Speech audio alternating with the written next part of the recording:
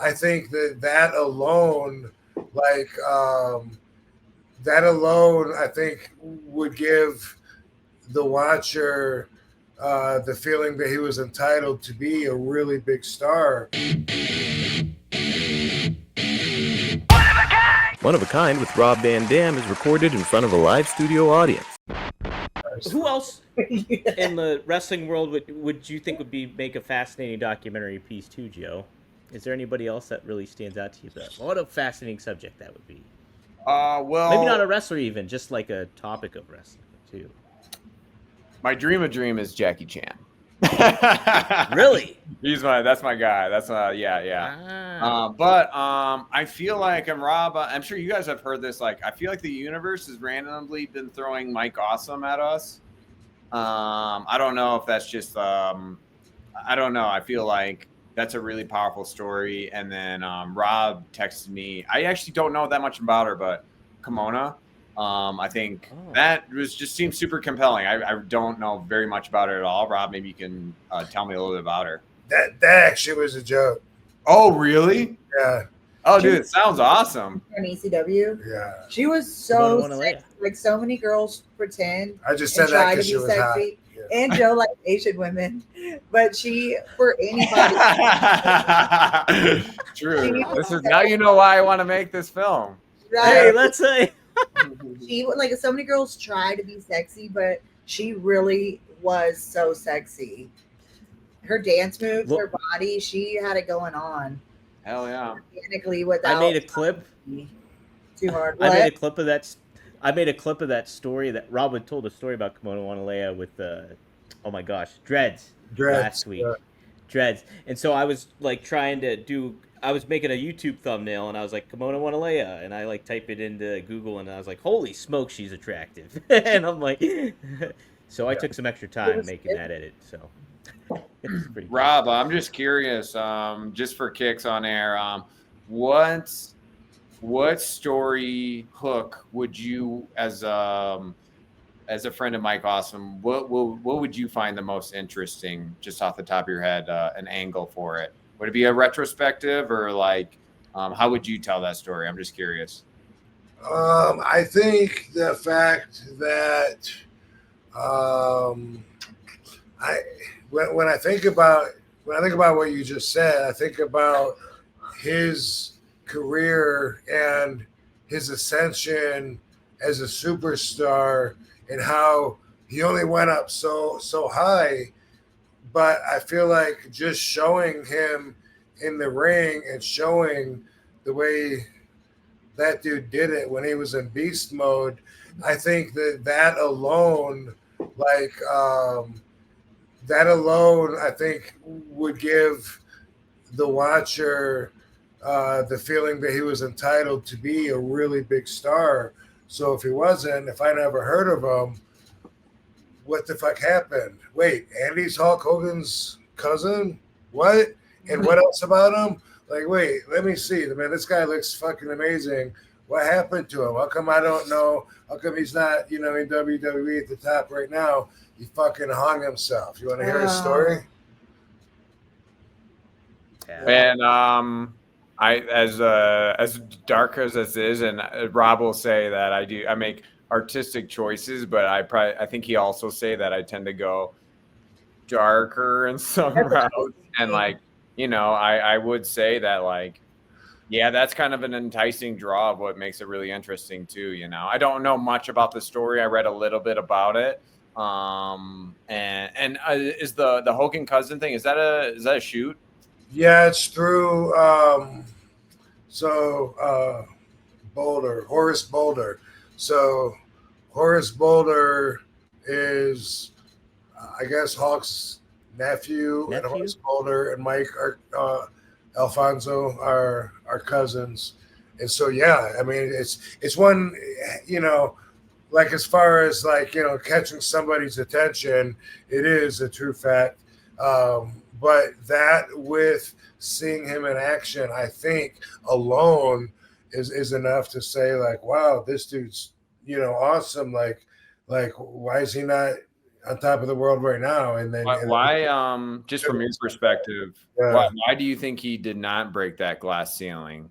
Like what I'm just trying to wrap my head around what we would like dive into. Like what held him back, would you say?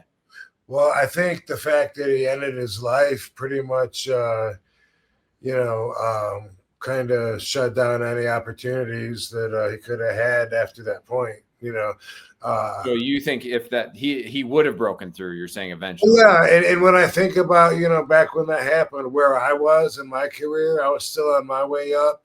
You know what I mean? Like we can look back at ECW, like we were in our prime, but we weren't. We were still on our way up. We were still making a name for ourselves, still putting everything together.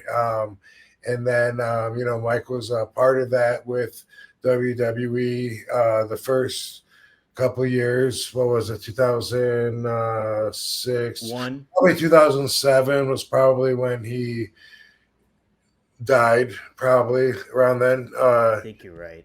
Yeah, around then. And yeah, when I just think about where I was being on top, sure. I mean, that's where we were. With that was our time to maybe even a little bit more down the road. To get even more respect, especially when you look at like when I was there, some of the guys that were so far underneath, like Dolph and like Kofi. There was a bunch of guys like that were just like, they were just down at the bottom of the card, and then eventually just from being there long enough, boom, those guys are main eventers, getting the main event spots and stuff. Mike, Drew McIntyre. Yeah, same thing. Yeah, same. Drew. Yeah, that's a good one. Yeah. And Joe, so I'm saying absolutely Mike would have been way ahead of them because he already had all the superstar quality and everything. And so, yeah, I think, but I mean, there was more to it than that because they did make a joke of him in WCW. I don't know what that was. Yeah, I was going to say that. Oh. Because they made up like the fat lady's man or that 70s guy. Yeah, I don't know. He got paid big time to go there, but like they didn't use him right at all in WCW. It was just he could have been a world beater. I don't know if that was a rib or what. I don't know. I don't know either, but yeah. But we were still early enough in our career though, where I definitely think he would have got his flowers. Yeah, absolutely. Yeah. And man, that match he had at One Night Stand with Masato. Yeah, I was gonna mention that. Instead, he's pushing up daisies. Who was he? Who did he wrestle at One Night Stand? Masato Tanaka. Oh, cool. Yeah. Yeah, it was a wild match. Wild match. That would be fun to talk to Tanaka about him. Yeah. Heck yeah. Well, Rob, you also made mention too how much he loved his kids. Oh, yeah. Big aspect to him. That was one of the biggest things about him because he and I rode together a lot, just he and I in the cars down many miles of highway and had a lot of time to talk. And that was consistent with him as he missed his kids. He loved his kids. And he used to smell them down like an animal. He said he loved just like holding them and sniffing them and smelling their clothes. And I thought that was interesting. So obviously, and he would say to me that, he didn't miss his wife, but he missed the kids. And so they're going through a divorce. Boom, boom, boom. Mike kills himself. Obviously, she said she's gonna keep the kids and make it so he can't see them. There's obviously they had to have been what broke him. Such a shame. So sad. You've lost so many friends. Yeah. That one, like, there's definitely, that's the one thing that would have made him not want to live anymore would be if she said, you ain't seeing these kids no more. So, yeah. That's not. There's only so much a man can take. Yeah, that's true. James Weston. Especially when you're depressed, which, by the way, that just reminds me, September is Concussion Awareness Month.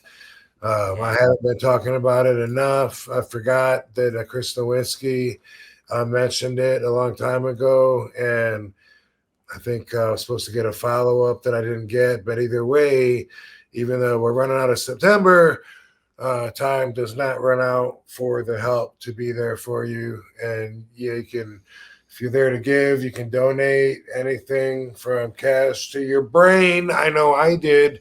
You can, if you're there to receive knowledge, information, talk, there's professionals, there's people that are dealing with experiences like you. Lots of answers all in one hub at concussionlegacyfoundation.org or concussionlegacy.org will get you there as well too if you don't want to put the foundation in. But keep the conversation going because there's the whole concussion, especially with the CTE factor, is like one of the most misunderstood things out there in the sports world, with wrestlers, with fans, with athletes, non-athletes. It's a very misunderstood thing. It can be scary if you're in a position where you're thinking that you're not feeling right and you're assuming the worst. So don't do that. Just get a hold of them, concussionlegacy.org, and just go from there, man. That's where you want to go. Tell them RVD sent you. Rob, I just shared the link too at give.concussionfoundation.org. So I shared the link that you had on X on there. So guys, you can check that out in the chat there. You were sent by Mr. Monday Night, Rob. Sent by RVD. Line. Line. Got to give a shout out to IndaCloud. Check out IndaCloud. You get 30% off with us now. So a big discount when you use inda.shop/RVD.